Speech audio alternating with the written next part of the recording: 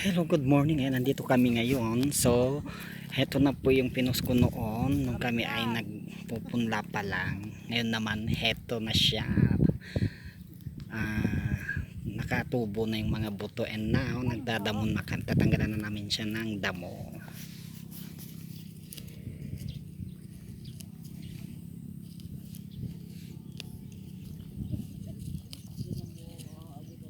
So, ito po, ayan.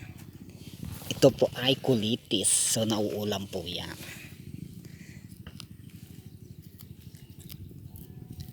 Yan. So, ito pong ikinaganda naman dito.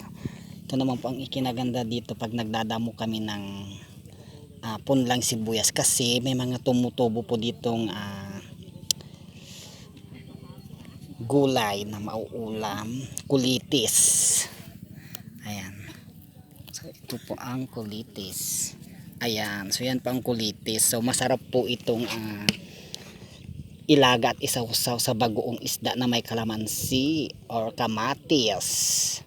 Ayan. So, ganito po sa probinsya. Pag nagtrabaho ka sa bukid damo ng mga gulay, may nakukuha po kaming makukuha kang mga tumutubong mga gulay, para sa ibang lugar ay damo pero nauulam po ang mga ito. Ayan, so yung kulitis po na yan pwede rin pong ihalo yan sa sinigang na baboy, masarap po, try nyo at na magkukulay pula po yung kanyang sabaw. Ayun naman po yung aking mga kasama nandun sa bandaron.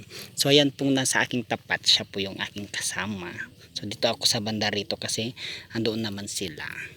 Pasalubong po ako. So ayan, so hanggang dito na lang, bumharot na walang halong charot. This is a onion seeds farm. Tububo na siya.